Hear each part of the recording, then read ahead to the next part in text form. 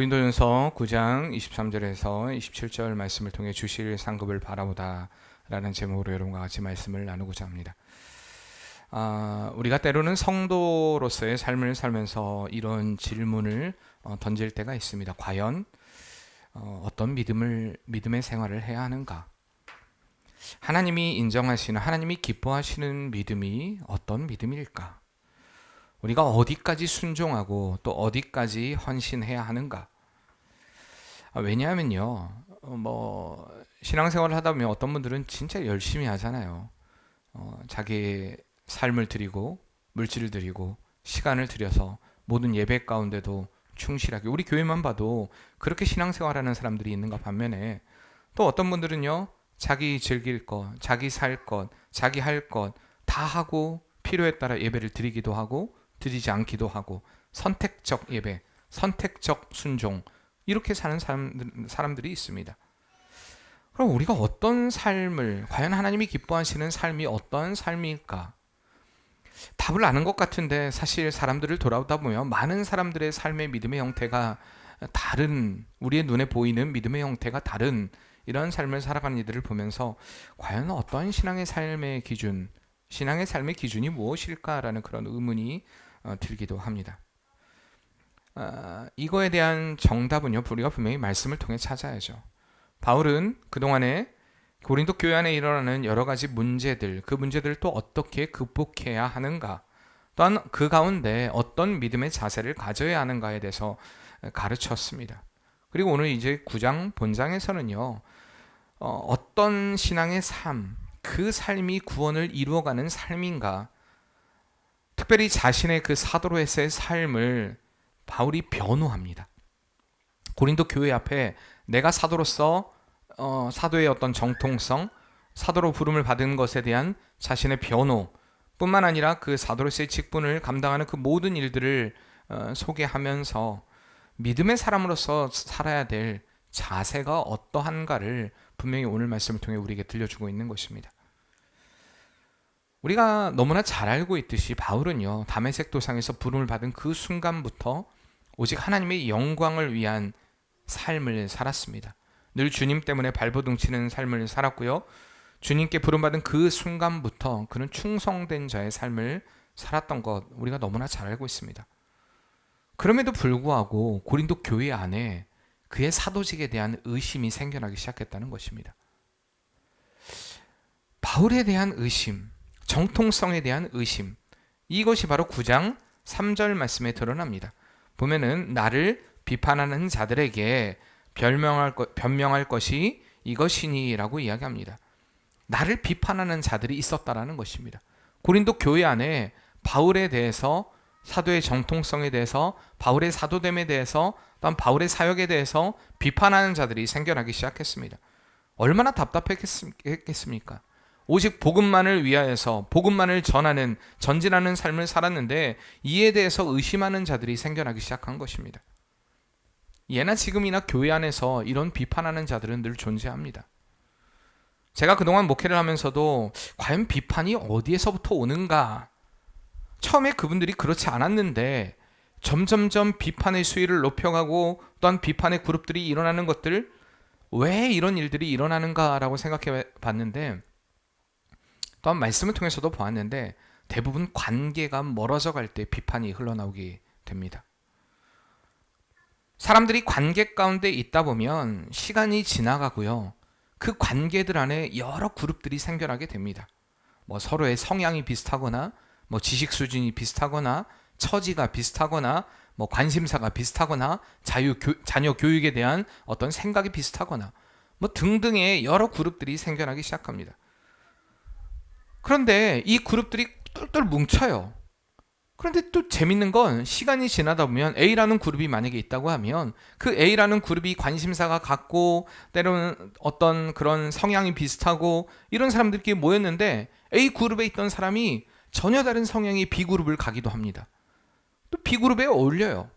또 B 그룹에 있던 사람은 다시 A 그룹으로 가기도 하고, 또 다시 C 그룹으로 가기도 하고, D 그룹으로 가기도 하고, 때로는 이렇게 옮겨 다닙니다. 사람의 관계가 늘 우리가 학교 다닐 때도 보면, 또 직장에서도 보면 이렇게 관계들 안에서 서로 이동하는 것도 보입니다. 어쩌면 인간사에서 이런 일들이 당연한 듯 보이지만 문제는 교회 안에 이러한 그룹들, 교회 안에도 없으면 좋겠는데 그런 끼리끼리가 생겨나기 시작합니다. 여러 가지 끼리끼리, 나이 때문에, 때로는 여러 가지 배경 때문에, 여러 가지 때문에 끼리끼리가 생겨나기 시작합니다. 그런데 문제는 그 그룹들로 인하여서 복음이 복음다워지지 못하고 예수님이 예수님 다워지지 못하고 또한 그 안에서 불평과 불만이 쏟아져 나오는 그런 일들이 생겨나는 일들이 있다라는 것입니다. 아무리 작은 교회들도 가보면 그런 그룹들이 있습니다. 그런데 그 그룹들이 교회의 중심에 들어와 있고 그 교회 가운데 열심히 신앙생활하는 사람들의 그룹이라면 문제가 없어요. 그런데 그 그룹 가운데 어떤 불평과 불만과 원망을 갖고 있습니다. 그런데 그 원망과 불평을요 반드시 그 그룹 안에서 영향을 미쳐요. 그래서 점점 교회를 욕하고요, 목회자를 욕하고요, 성도들을 욕하기 시작하고요, 점점 교회를 나누는 일에 힘쓰고 애쓰는 이런 이들을 보게 됩니다. 안타까운 일들이죠. 어쩌면 바울을 비판하는 이들 역시도 이렇게 생겨났을지 모릅니다.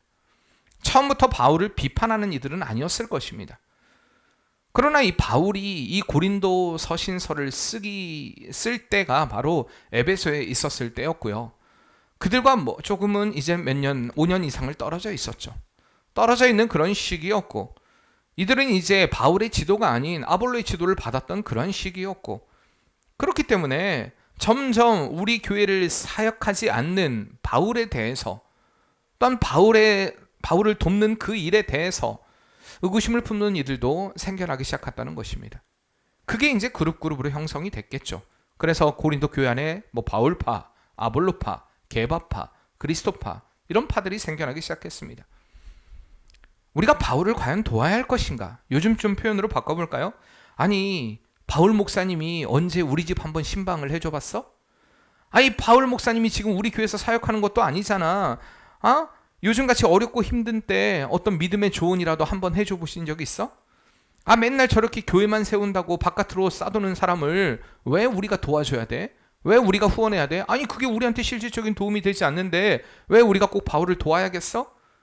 이런 불만 등이 쏟아져 분명히 나왔을 것입니다. 결국엔 이러한 불신들이 과연 바울이 진짜 사도가 맞아? 보면 맨날 천막 세운다고 저러고 다니고 있고 복음을 전한다고 교회 세운다고 저러고 다니고 있는데 무슨 맨날 감옥에 갇혀 있고 맨날 어려움 당하고 우리가 근데 왜 그 사람한테 돈을 대주고 후원을 해줘야 돼? 그들 안에 이러한 불신들이 생겨나기도 시작했다는 사실입니다. 저는 이러한 말씀들 가운데 이런 문제들을 생각해 보면서 제 안에 늘 생각했던 것이 무엇이냐면 과연 참된 믿음이라는 것이 인간 관계 가운데 이루어지는 것인가? 내가 그 사람하고 친하면, 예를 들어 목사랑 어떤 교인이랑 친하면 그 사람이 믿음이 좋은 것인가? 목회자랑 가까우면 내 믿음이 좋은 것인가? 물론 보편적으로 봤을 때 믿음이 좋은 분들이요 교회 안에 들어옵니다. 교회 일의 중심에 들어와요. 관망자가 되지 않아요. 그건 사실입니다. 과연 친밀한 교제, 물론 친밀한 교제가 중요합니다. 그러나 눈에서 멀어진다고 영적인 교제가 끊어지는 것인가? 늘 어르고 달래는 목회가 진짜 성도를 세우는 목회인가? 늘 교인들 찾아다니면서 신방하고 늘 아이고 잘 지냈어요? 아이고 왜 그러세요? 상처받았어요? 어려우세요? 아이고 당연한 거예요. 당연한 일인데 그것이 그렇게 해야만 교회의 믿음이 성장한다면 교인들이 온전한 믿음을 소유하고 있는 것인가? 저에게는 그런 의문이 아직까지도 있습니다. 지금도 저에게 던지는 질문입니다. 예수님의 제자들 보십시오. 3년 동안 예수님과 동고동락했습니다. 그때 그 제자들은요 예수님을 다 떠났어요. 그런데 예수님의 제자로서의 파워를 나타낸 것은요 예수님과 동고동락할 때가 아닌 그들에게 성령 임하고 그들에게 진짜 믿음이 임했을 때에 예수님이 그들과 함께 하는 그때에 그들은 믿음의 파워를 나타냈습니다. 하나님의 일하심을 나타냈습니다. 저는 이런 것들을 보면서 이것이 진정한 믿음이 아닌가? 관계에 의한, 그렇기 때문에 교회는요 어떤 상담학에 의해서, 어떤 심리학에 의해서, 어떤 관계에 의해서 형성되는 곳이 아닙니다. 오직 하나님을 향한 믿음, 그 믿음 안에서 성숙해야 되고요. 성장해야 되고요. 오직 우리가 어떤 순간에도 예수 그리스도를 바라보는 굳건한 믿음 안에서 세워져야 하는 것이 진정한 신앙인의 자세인 줄 믿습니다. 어쨌든 이런 바울의 정통성을 계속 의심하고 비판하는 그런 고린도 교인들을 향해요. 바울은 이 9장 전체를 할애합니다.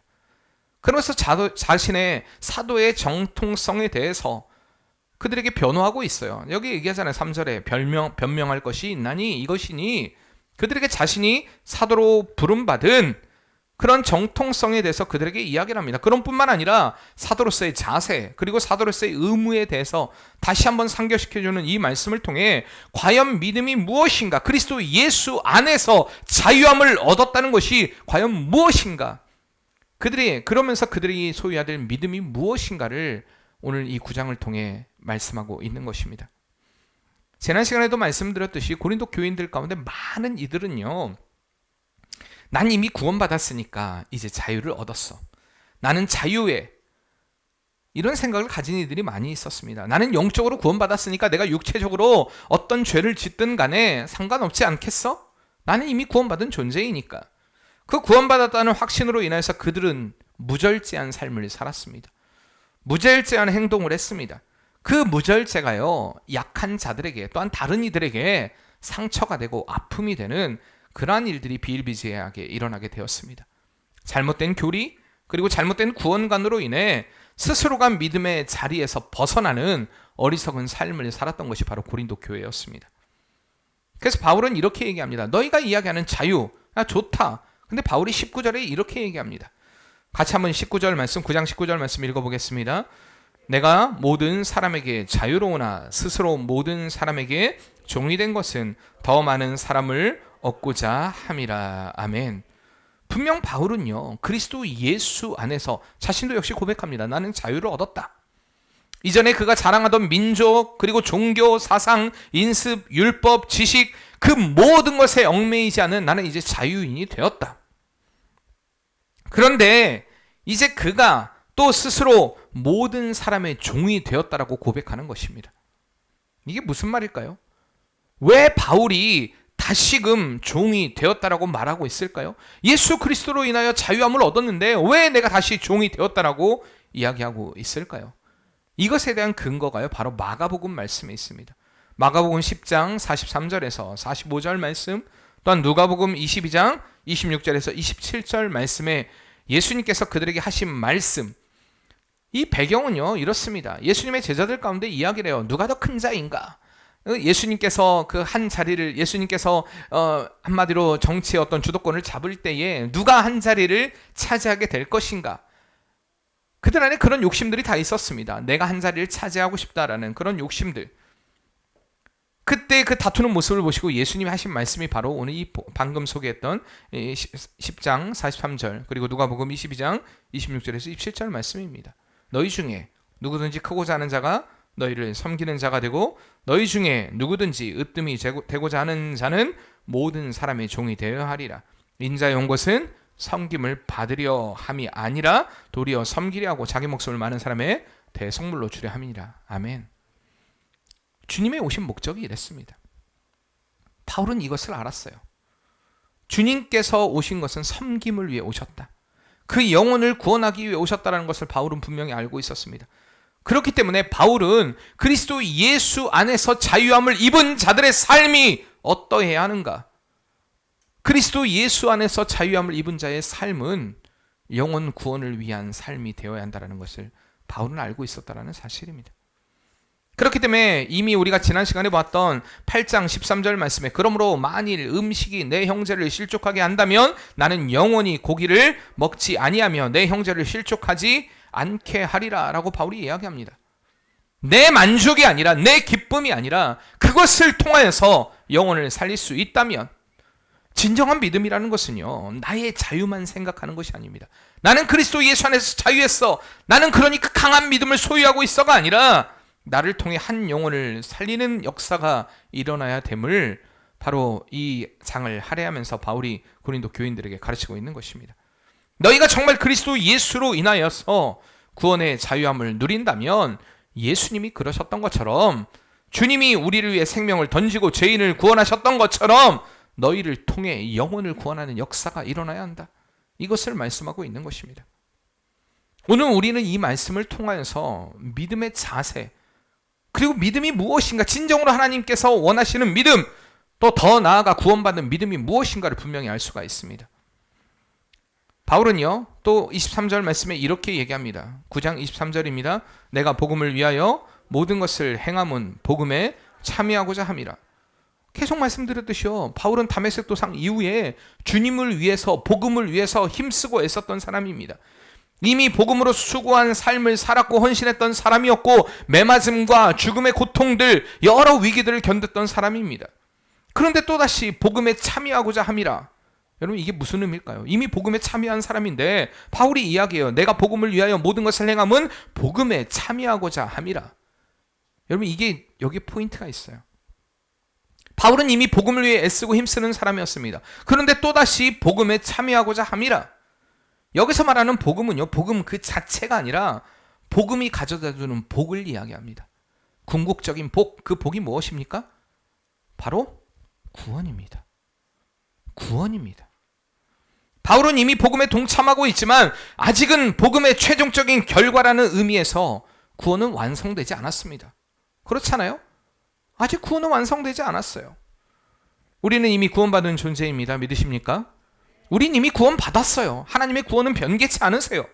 구원받은 사람은요, 구원받은 그 자체로 끝나는 게 아닙니다. 그럼 구원파가 돼요. 내가 이제 구원받았으니까 아무것도 안 해도 된다. 아니에요. 구원받은 사람은요, 반드시 구원받은 사람으로서의 성화의 과정들이 이루어지게 되어 있습니다. 구원받은 자로서의 삶이 나타나요. 그 영화로운 나라에 이르기까지 전진하는 목표를 두고 전진하는 인생을 살아가게 된다는 것입니다. 바울이 얘기하는 게 이것입니다. 이미 그가 복음 안에 들어와 있지만 복음의 궁극적인 복, 영원한 구원에 이르기까지 그는 전진하는 삶을 살아가고 있다. 성화의 삶을 살아가야 한다. 이것에 대해서 고린도 교인들에게 지금 설명하고 있는 것입니다. 가장 그들에게 익숙한 오늘 본문 읽었던 운동 경기의 모습을 통하여서, 왜냐하면 당시는요, 운동 경기가 그들 안에 익숙한 일이었어요. 가장 쉬운 언어로, 그들이 알아듣기 쉬운 언어로 운동 경기에 빗대어서 이 너희가 어떠한 믿음, 구원을 이루기 위해서 어떠한 믿음의 삶을 살아야 하는가를 분명히 보여주고 있는 것입니다. 구원받은 백성으로 가져야 될 믿음의 자세 첫 번째는요, 노력해야 한다는 것입니다. 힘쓰고 애써야 한다. 다시 말하면 싸워야 한다. 이게 바울이 고린도 교회 안에, 고린도 교인들을 향해 내가 그리스도 예수 안에서 진정한 자유를 누렸다라고 얘기하는 자들에게 바울이 들려주는 믿음의 자세입니다. 당시 그리스는요, 헬라는요, 운동 경기가 매우 비중을 크게 차지하는 행사였습니다. 당시 그 고린도 헬라에는요, 크고 작은 어떤 경기들이 굉장히 많이 있었어요. 운동 경기들이. 근데 그 중에서 대표적인 4경기가 있었어요. 4경기가 뭐였냐면 올림피안 경기였습니다. 여러분, 올림피안 경기는 들어보셨죠? 그래도 올림픽이라는 게 우리 안에 있으니까. 첫 번째가 올림피안 경기라는 경기가 있었고요. 또 피티안이라는 경기가 있었습니다. 피티안이라는 경기. 그리고 세 번째가 네미안이라는 경기.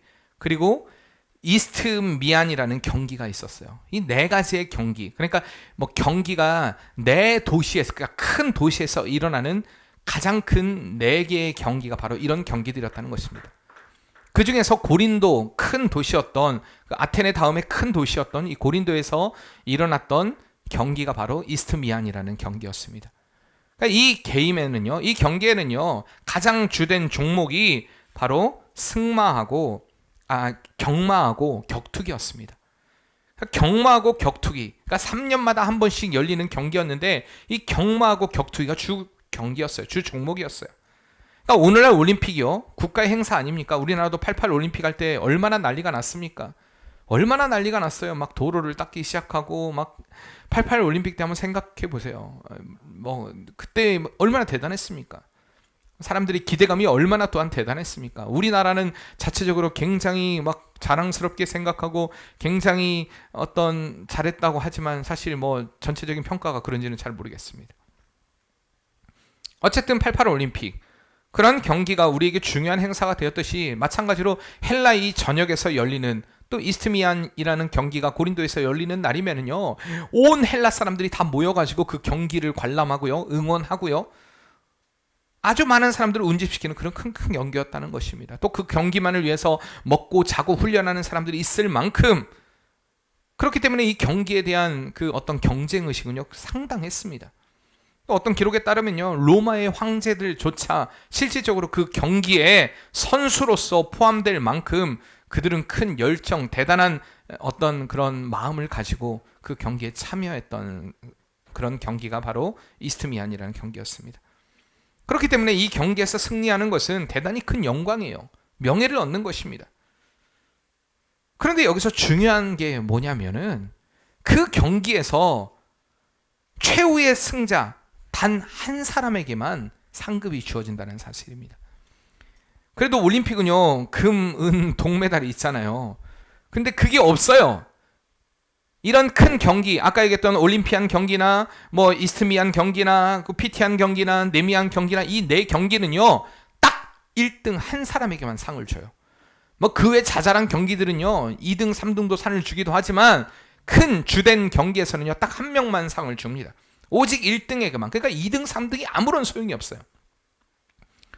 바울이 이야기합니다. 야, 너희 잘 알고 있지 않느냐, 너희가 여기 24절에 보면 운동장에서 다름질하는 자들이 다 달릴지라도 오직 상을 받는 사람은 단 한 사람인 줄 너희가 알지 못하느냐. 이게 무슨 말이냐면 너희 잘 알고 있지 않느냐. 야, 이스트미안 경기에서 상을 받는 사람은 딱 하나뿐이다. 그 경기에서 상 받는 사람은 딱 하나다. 2등도 필요 없다. 3등도 필요 없다. 오직 한 사람이다. 너희가 그거 잘 알고 있지 않느냐. 너희가 믿음을 위해서 노력해야 하는 것, 싸워야 하는 것은 바로 그런 정신이다. 그런 자세다. 바울이 이야기하고 있는 것입니다. 그들이 잘 알고 있는 이 운동 경기를 통해 이야기하고 있습니다. 그렇다고 해서 오직 한 사람만 구원을 얻는다, 이런 의미는 아니겠죠. 야, 고린도 교회 안에 너희 중에 한 사람만 구원을 얻어. 바울이 이걸 얘기하는 게 아닙니다. 바울이 여기서 이야기하는 것은 성도는 아직 완성되지 않는 목표를 향해 여전히 달려가는 존재라는 것을 이야기하고 있습니다. 신앙의 경주에서 승리하기 위해서는 전심전력하는 그러한 싸움이 필요하다. 그러한 훈련이 필요하다라는 것을 이야기하는 것입니다. 앞서 말씀드렸듯이요, 고린도 교인들은 다 된 것처럼 생각했습니다. 다시 말해 이제 영적인 진보가 필요 없는 것처럼 행동했습니다. 영적으로 교만한 자들이었습니다. 이제 구원을 받았고 더 이상 이룰 어떤 목표가 없다라고 생각한 자들이었습니다. 왜? 우리는 이미 구원에 대한 목표를 얻었기 때문에 더 이상 얻을 게 없다. 구원받은 우리는요, 그러나 바울은 이야기합니다. 구원받은 우리는 분명한 목표가 있다. 그것은 영원한 천국이다. 그리고 그 구원을 이루기 위해 전쟁하는 존재가 바로 구원받은 백성의 삶이다. 이것을 분명히 밝히고 있는 것입니다. 성도는요, 분명히 믿음의 노력을 해야 합니다. 세상을 살면서 성도로 살아가기 위해 싸워야 하며 발버둥 쳐야 한다는 것입니다. 그 누구도 나는 구원받았다, 이제 다 됐다라고 말할 수 있는 사람은 없습니다. 바울은 이미 그리스도 안에서 자유함을 얻었지만 이제 주님으로 인해 복음의 증거자로서의 사명을 위해 종의 삶을 살았고, 이것은 바울뿐만 아니라 바울의 삶뿐만 아니라 복음으로 인하여 자유함을 누린 고린도 교회 너희들의 삶이 되어야 한다. 또다시 오늘 우리의 삶이 되어야 한다는 것을 바울이 이야기하고 있는 것입니다. 또 다른 복음에서 빌립보서 2장 12절 말씀에 바울은 이렇게 얘기합니다. 그러므로 나의 사랑하는 자들아, 너희가 나 있을 때뿐만 아니라, 여기 보세요, 나 있을 때뿐만 아니라 더욱 지금 나 없을 때에도 항상 복종하고 두렵고 떨림으로 너희의 구원을 이루라. 관계가 아니에요. 누가 날 돌아봐줬다, 돌아봐주지 않았다가 아니에요. 나와 하나님과의 관계 가운데 우리는 믿음의 전지를 이루어야 됩니다. 누가 있든 누가 없든 누가 날 돌봐주든 돌아봐주지도 않든 우리는 그 상관없이 하나님과의 관계 가운데 우리의 믿음의 구원을 위해서 영원한 천국을 바라며 부르심의 소망을 가지고 전진하는, 싸움하는, 발버둥 치는 성도의 삶을 살아야 한다는 것입니다. 이게 바로 믿음의 자세입니다. 그리고 바울이 얘기하는 두 번째 믿음의 자세는 뭐냐? 구원받은 백성으로서의 믿음의 자세. 25절 말씀 읽어보겠습니다. 이기기를 다투는 자마다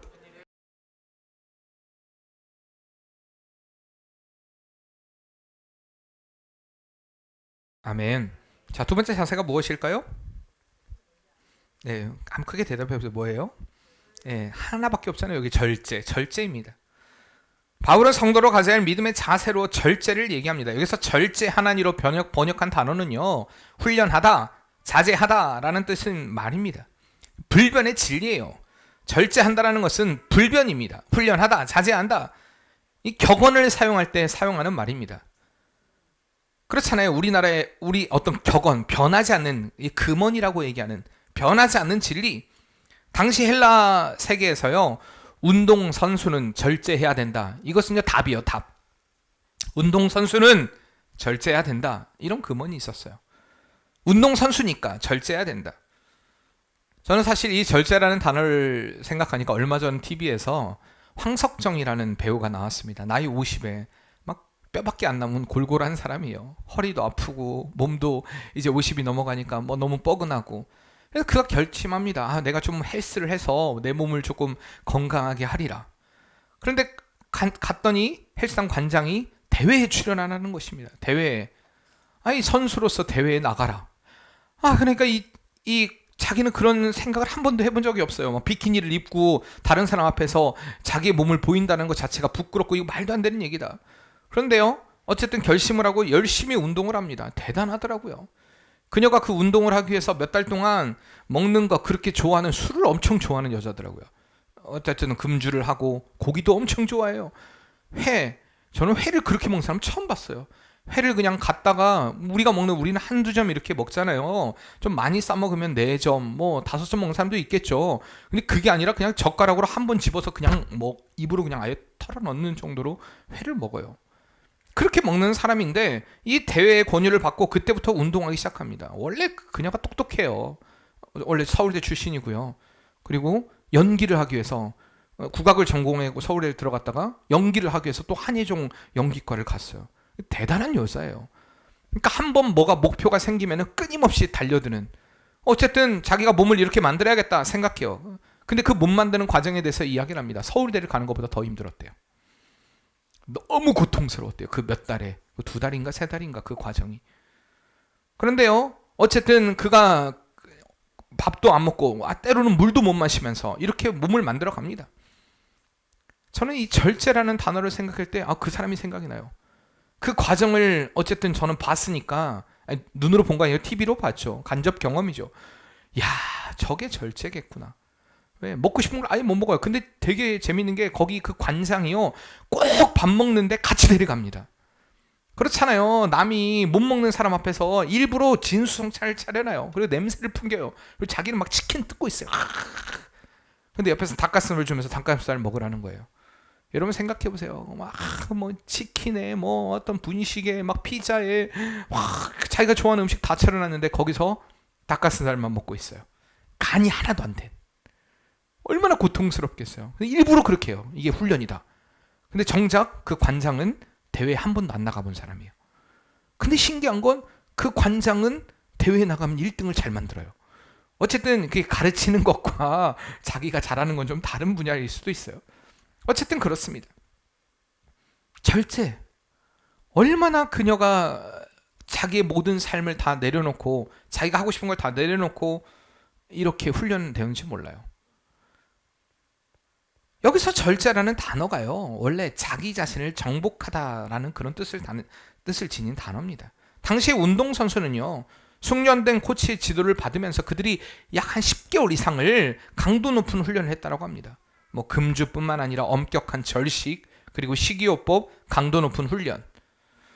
바울은요, 이렇게 고린도 교인들이 그 선수들이 어떻게, 제가 방금 이야기했던 그 배우가 어떻게 그러한 삶을 살았나를 보았듯이 그들의 눈으로 운동선수가 어떻게 절제의 삶을 살았는가를 그들은 쉽게 볼 수가 있었어요. 그렇기 때문에 그 선수들의 모습에 예를 들면서 운동선수들이 자신의 승리를 위해 자신의 현재의 삶을 누리기를 원하는 것들, 즐거움을 누리기를 원하는 것들을 절제하고 몸과 마음을 하나의 목표, 즉 최종적인 목표 승리에 집중하고 달렸던 것처럼 너희도 역시 그런 절제의 삶을 살아야 한다는 것입니다. 그런데요, 고린도 교회는요, 이 선수들과 비교하는 절제와는 전혀 다른 무절제의 삶을 살았지 않습니까? 그렇기 때문에 우리가 지난 시간에 보았던 5장에 제기된 음행의 문제, 6장에 제기된 세상 법정의 소송의 문제, 7장에 제기된 혼인의 문제, 8장에 제기된 우상 재물의 취식에 관한 문제, 교인들은요 전혀 절제하지 못하는 무절제의 삶을 너무나 많이 보여주었습니다. 하나님을 믿는다고 하면서 성도로서의 삶을 산다 하면서 그들은 무절제했다는 것입니다. 여러분, 성도의 삶에서 가장 중요한 게 바로 절제입니다. 바울이 디모데에게도 권면합니다. 절제를 하라. 우리가 또한 잘 아는 말씀 갈라디아서 5장 22절에서 23절에 성령의 열매에 관해 이야기합니다. 9가지 열매는, 성령의 열매는 사랑과 희락과 화평과 어리석음과 자비와 양성과 충성과 온유와 마지막이 무엇입니까? 절제다라고 이야기합니다. 성령의 열매라고 이야기합니다. 절제하는 건 굉장히 중요해요. 하나님은요 우리가 방임하며 살도록 만드시지 않았다는 것입니다. 그리스도 예수 안에서의 자유가 내 맘대로 살아가는 특권을 얻은 것이 아닙니다. 지난 시간에도 말씀드렸죠. 그리스도 예수 안에서의 자유가 내 맘대로 사는 특권이 아닌 하나님의 뜻대로 사는 특권이라는 것을 우리는 기억해야 한다는 것입니다. 자유는요 내 맘대로 살아가는 게 아니에요. 주님의 뜻대로 살아가는 특권입니다. 사랑하는 성도님들, 내가 원하는 뜻이 아닌 주님의 뜻 앞에 순종하는 삶이 되시길 바랍니다. 근데 운동선수들의 이 경기, 이렇게 그들이 절제하는 것은요, 바울이 이야기합니다. 그들은 썩을 승리의 관을 얻고자 하되 라고 이야기합니다. 결국에 그들이 아무리 그렇게 노력해서 1등을 해서 상을 얻었다 한들 그 상은 썩어지는 것이다. 아무짝에도 쓸모없는 것이다. 그러나 우리는 썩지 아니할 것을 얻고자 한다. 우리가 이렇게 승리의 면류관을 얻기 위해, 또한 썩어지 않는 그 면류관을 우리가 소유하기 위해 살아가는 자들임을 잊지 말아야 한다는 것입니다. 그렇기 때문에 영원한 상급을 바라며 믿음의 절제와 인내로 승리하는 성도의 삶이 되시길 바랍니다. 마지막으로 구원받은 성도로서 가져야 될 믿음의 자세는요, 방향입니다. 방향. 26절 말씀 같이 한번 읽어보겠습니다. 그러므로 나는 다름질하기를 향방 없는 것 같이 아니하고 싸우기를 허공을 치는 것 같이 아니하며. 아멘. 바울은 향방 없는 것, 또 허공을 치는 것, 이런 표현을 두 가지로 사용하고 있습니다. 먼저 향방이 없다라는 것은 불확실하게, 목표가 없이라는 그런 뜻이죠. 결승전이 어딘지 모르는 채 달려가는 경주자와 같이 믿음의 다름질이 그렇지 않다라는 이야기입니다. 믿음의 방향이 있다라는 이야기입니다. 바울은 분명 믿음의 목표를 가지고 있었습니다. 자신이 나아가야 될 방향을 분명히 알고 있었다는 것입니다. 빌립보서 3장 13절에서 14절 말씀에 형제들아 내가 아직 잡은 줄로 여기지 아니하고 오직 한 일 즉 뒤에 있는 것을 잊어버리고 앞에 있는 것을 잡으려고 표대를 향하여 그리스도 예수 안에서 하나님이 위에서 부르신 부름의 상을 위하여 달려가노라. 아멘. 그리스도 예수 안에서 부름의 상, 바울이 바라봤던 것이 바로 그것이었습니다. 영원한 천국. 이 말에 대해서 어떤 신학자는 이렇게 얘기합니다. 바울이 그리스도께서 자신을 바라보고 계셨던 것처럼, 그리스도께서 예수님이 자신을, 그 바울을 바라봤던 것처럼 바울은 그리스도에게서 눈을 떼지 않았다. 여러분, 우리가 주님 앞에서, 우리가 주님이 우리를 보신다는 사실을 여러분 기억한다면 우리도 주님께 눈을 떼지 말아야 합니다. 주님께만 집중해야 됩니다.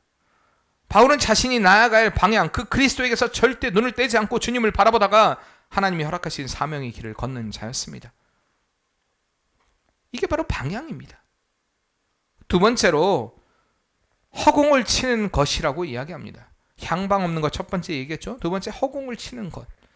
허공을 친다라는 것은 다시 말하면 권투 선수가 상대방 없이 혼자 연습할 때 있잖아요. 모습을 묘사하는 것입니다. 그렇잖아요. 혼자, 여러분 생각해 보세요. 상상으로 내가 허공을 치면서 권투를 한다고 생각해 보세요. 다 이길 것 같죠. 그렇잖아요. 다 뭐 그냥 끝내주잖아요. 혼자서 뭐 상상의 나래를 펼쳐보세요. 그러나 정식 시합에 들어가서 만약에 허공을 친다고 생각해 보세요. 내가 상상하는 것만큼 허공을 치고 있어요. 그렇다고 승리할 수 있습니까? 승리하기 위해서는 어떻게 해야 됩니까? 상대방을 직시해야 돼요. 그리고 분명히 가격을 해야 이길 수가 있습니다. 이와 같이 바울은 자신의 분명한 목표를 갖고 신앙생활을 해야 한다는 것을 드러내고 있습니다. 그리고 그에게 분명한 목표가 무엇이었냐? 바로 복음 전파였습니다. 허공을 치는 것 같이 바울은요, 영적인 싸움이 목표 없이 헛되게 주먹을 휘두르는 그런 싸움이 아니라 분명한 대적이 있는 싸움이다. 또한 이것을 이야기하고 있습니다. 너희가 지금 너희의 싸움이 허공을 대고 치는 거 아닙니다. 우리가 기도할 때도 마찬가지로 허공을 대고 하나님 지켜주세요. 허공을 치는 듯한 기도를 해서는 안 돼요. 우리의 싸워야 될 대상이 있다라는 거예요. 바울이 얘기하는 여기에 허공을 치는 것 같이 아니한다라는 것은 분명한 싸움의 대상이 있다라고 얘기하는 것입니다. 싸움의 대상이 누구입니까? 바로 이 공중의 권세를 잡은 사단입니다. 그리고 세속화된 세상입니다. 싸워야 돼요. 우리는 사단과 세상과 싸워야 합니다. 우리의 유혹과 싸워야 합니다. 성도는 싸워야 하는 존재예요. 또 무엇과 싸워야 될까요? 27절 말씀에 보면 내가 내 몸을 쳐 복종하게 함은이라고 얘기합니다. 무엇과 싸워야 됩니까? 나 자신과 싸워야 됩니다. 내 옛 성품, 내 죄악된 성품, 자꾸 돌아가려는 내 정욕으로, 내 만족으로, 내 것으로 돌아가려고 하는 우리 육신의 것과 투쟁해야 한다는 것입니다. 우린 분명한 목표가 있어요. 아무 의미 없이 주먹을 휘두르는 삶이 되어서는 안 된다는 것입니다. 이렇듯 성도는 분명한 믿음의 방향을 가져야 됩니다. 여러분, 이 시대 가운데 사단이 우리에게, 여러분들에게 야, 예배 드리지 마, 너 교회 가지 마, 이렇게 얘기하지 않습니다. 여러분, 지금 이 시간에도 교회 나왔지 않습니까? 예배당에 나왔지 않습니까? 여러분들 이것을 사단이 여러분들에게 교회 나가지 마라고 얘기하지 않습니다. 여러분이 사단이라면 어떻게 할 것 같습니까? 여러분들의 마음을 빼앗습니다. 교회 나가지 못하게 하는 게 아니에요. 그래, 교회는 다녀, 예배는 드려.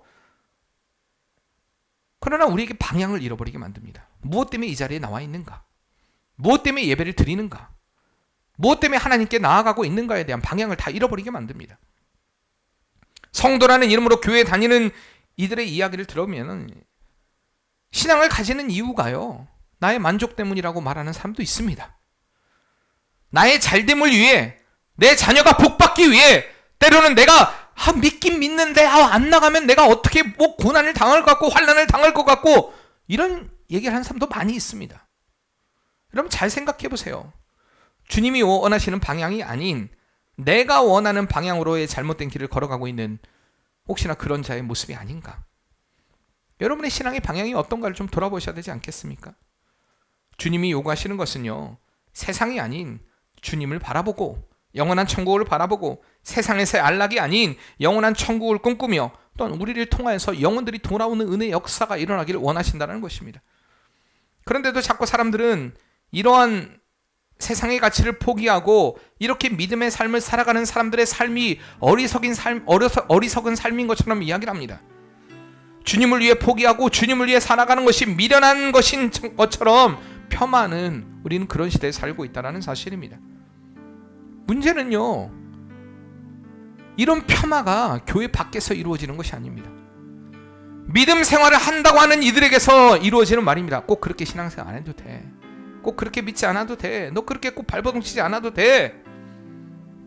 자신만 잃어버린 방향으로 살아가는 것이 아니라 잘 믿는 사람까지도 믿음의 방향을 흔들어버리면서 진리편에 서지 못하도록 유혹하는 사단의 노릇이 이 시대 가운데 너무 많다는 것입니다. 여러분, 누구의 종입니까? 누구의 이끌림을 받고 있습니까? 혹시 우리가 살아야 될 믿음의 방향을 잃어버렸다면 오늘 이 시간 되찾는 은혜가 있길 바랍니다. 혹시 내가 잘못된 방향의 길을 걸어가고 있다면, 내가 옳다라고 착각했는데 이것이 착각이었구나, 내가 걸어야 될 길이 이 길이 아니구나 라고 여러분들이 마음 가운데 느꼈다면 회개하시고 돌아오시길 바랍니다. 주님이 원하시는 방향, 주님이 원하시는 뜻, 주님이 원하시는 시각, 주님이 원하시는 그 방향으로, 바라봄으로 여러분들의 삶의 방향을 결정하시는 은혜가 있길 바랍니다. 바울이 아까 빌립보서의 말씀의 고백처럼요, 두렵고 떨림으로 내가 구원을 이룬다. 내가 두렵고 떨림으로 구원을 이룬다. 내가 표대를 향하여 나아가노라. 우리의 삶 가운데요, 그런 두렵고 떨림으로 우리의 방향을 잃지 않고 겸손하게, 때론 절제하며 우리가 싸우며 믿음의 길을 걸어가기로 결단하는 그런 성도의 삶이 우리 맑은 산교회 사랑하는 성도들의 삶이 되어야 할 줄 믿습니다. 여러분들 분명하게 하나님께서 여러분의 믿음의 길을 지켜주십니다. 고린도 교회를 향하여서 오늘 바울이 들려주는 말씀이요, 고린도 교회의 말씀으로 우리에게 들려서는 안 됩니다. 오늘 나에게 들려주시는 말씀입니다.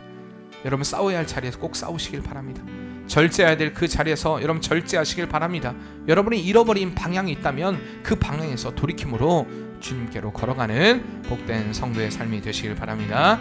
우리 같이 말씀을 기억하며 찬양하겠습니다. 우리는 주님의 거룩한 무대여 사랑의 노래를 주님께 드리어라. 열방이 주님께 모두 다 무릎 꿇고 영광의 찬양을 주님께 드리어라. 우리는 주님의 능력으로 일어서리. 우리는 주님의 영광으로 나가리. 믿음의 방패 들고서 능력의 주만 바라보면서 승리의 찬송 부르며 영광의 주만 찬양하리라. 다시 한번 믿음의 방패 들고서 능력의 주만 바라보면서 승리의 찬송 부르며 영광의 주만 찬양하리라. 우리가 한 시간씩 말씀을 기억하며 기도할 때 하나님 믿음의 싸움을 싸우길 원합니다. 우리가 또한 절제의 삶을 살아가길 원합니다. 우리의 방향을 바로 설정하고 믿음의 길을 걸어가길 원합니다. 영원한 천국을 바라며 믿음의 길을 걸어가길 원합니다. 흔들리지 않는 믿음으로 영원한 천국을 소망하며 우리의 구원을 이뤄갈 수 있는 복된 성도의 삶이 되게 도와 주시옵소서. 우리 다시 한번 결단하며 주 앞에 기도하겠습니다. 사랑의 하나님, 우리가 온전한 믿음의 길을 걸어가길 원합니다. 주님을 따라 우리가 믿음의 길을 걸어가길 원합니다. 그 십자가의 길을 걸어가길 원합니다. 소망의 길을 걸어가길 원합니다. 주님께서 허락하신 진리의 길을 걸어가길 원합니다. 싸우길 원합니다. 절주하길 원합니다. 우리 잃어버린 방향을 되찾고 믿음의 길을 다시금 걸어갈 수 있는 성도의 삶이 되게 도와주시옵소서. 우리가 잃어버린 방향이 있다면, 우리가 걸어갈 길에서 우리가 낙심하고 낙담해 있다면 다시 일으켜 세워주시고 주의 진리의 말씀 안에, 주의 생명의 말씀 안에, 주의 소망 안에 다시 일어서는 은혜 역사 일어나게 도와주시고 아버지 다시금 그리스도 예수와 함께 동행하는 그 믿음의 길이 걸어가게 되어주시옵소서. 우리를 통하여서 아버지 안에 바울과 같이 구원의 은혜 역사를 이뤄가게 도와주시고 영혼들을 살리는 은혜 역사들이 일어나는 복된 성도의 삶이 되게 도와주시옵소서. 하나님, 우리는 분명히 성도로서 싸워야 합니다. 우리가 인내하며 그 믿음의 길을 걸어가야 합니다. 때론 우리의 삶 가운데 절제하며 주님께서 허락하신 그 믿음의 길을 걸어가야 합니다. 하나님, 우리의 방향을 바로 붙잡고 영원한 천국을 바라보며 믿음의 길을 걸어가야 합니다. 하나님, 우리가 지금 쓰러져 있다면, 넘어져 있다면 다시 일으켜 세워 주시옵소서. 그 넘어진 자리에서 다시 일어서는 은혜가 있게 도와주시옵소서. 하나님, 쓰러진 자리에서 다시 일어나는 은혜가 있게 도와주시옵소서. 잃어버린 방향에서 다시 돌이키는 은혜 역사가 있게 도와주시옵소서. 좌절하고 낙심한 자리에 있다면 하나님 그 자리에서 회복시키는 하나님의 능력을 체험하게 도와주시옵소서. 하나님은 반드시 우리를 영원한 천국으로 이끌어 가십니다. 그 주님의 확실한 믿음을 가지고 우리의 삶 가운데 전진을 이루며 그리스도 예수를 온전히 바라봄으로 바울이 그랬던 것처럼 우리가 향방 없는 자같이 다니는 것이 아니라 허공에 휘두른 자의 삶이 아니라 오직 그리스도 예수, 우리가 그 표대를 바라며 영원한 상급을 바라며 믿음의 전진을 이루어갈 수 있는 복된 성도의 삶이 되게 도와주시옵소서. 선하게 우리를 이끌어가실 주님을 믿사오며 예수님의 이름으로 기도합니다. 아멘.